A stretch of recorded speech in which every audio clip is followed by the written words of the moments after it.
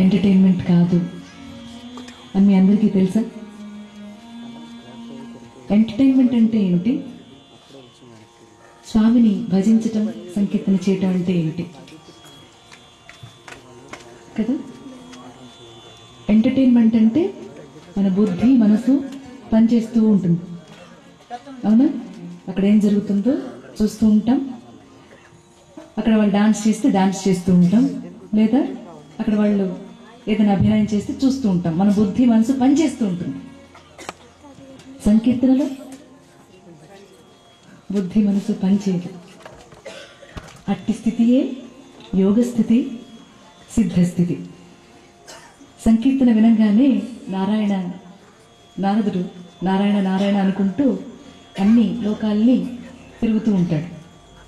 యోగులు అందరూ కూడా తపస్సు చేసుకుంటూ, మనందరి కోసం తపస్సు ఇప్పటికీ చేస్తూ ఉన్నారు యోగులందరూ హిమాలయాల్లో. వాళ్ళందరూ కూడా ఆ యోగ నిద్ర నుంచి ఒకసారి లేచి నారదుడు చేస్తున్నటువంటి నారాయణ నారాయణ అనేటువంటి నాదంతో కూడుకున్నటువంటి స్మరణ ఏదైతే ఉందో, లేచి, అంటే ఏ సిద్ధస్థితిలో, సిద్ధ సమాధి స్థితిలో ఉన్నటువంటి యోగులు ఉన్నారో వాళ్ళు లేచి ఈ సంకీర్తన వింటారట. అంటే సమాధి స్థితిలో ఉన్నటువంటి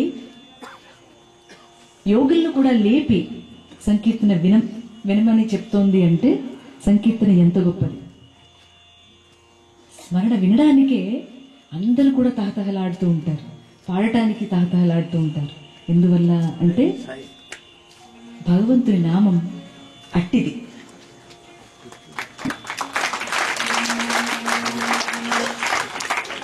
ఇది నేను చెప్తుంది కాదు, నారదుడే చెప్పాడు. ఎందుకయ్యా మా చేత మేము పాడుతూ ఉంటే ఎందుకు అట్లా అంత తన్మయత్వం ఎందుకు వస్తుంది మాకు?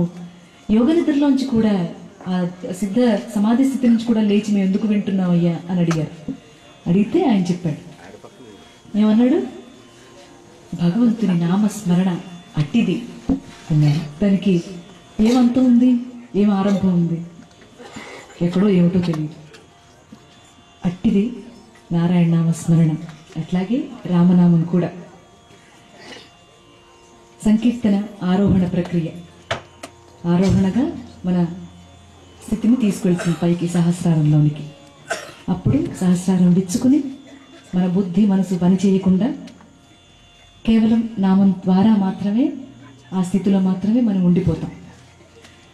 ఉండిపోయి అలాగే చేస్తూ ఉంటామా? లేదు. ఇక ఆ స్థితిలో భగవానుడే పాడుకుంటూ ఉంటాడు, భగవానుడే లేచి నృత్యం చేస్తూ ఉంటాడు. మీరు చేయరు, నేను చేయను. నా బుద్ధి ప్రమేయంగా నాకు చేతులు కాళ్ళు ఉన్నాయి అనేటువంటి ఆలోచన రూపంగా మనం ఇక ఉండం.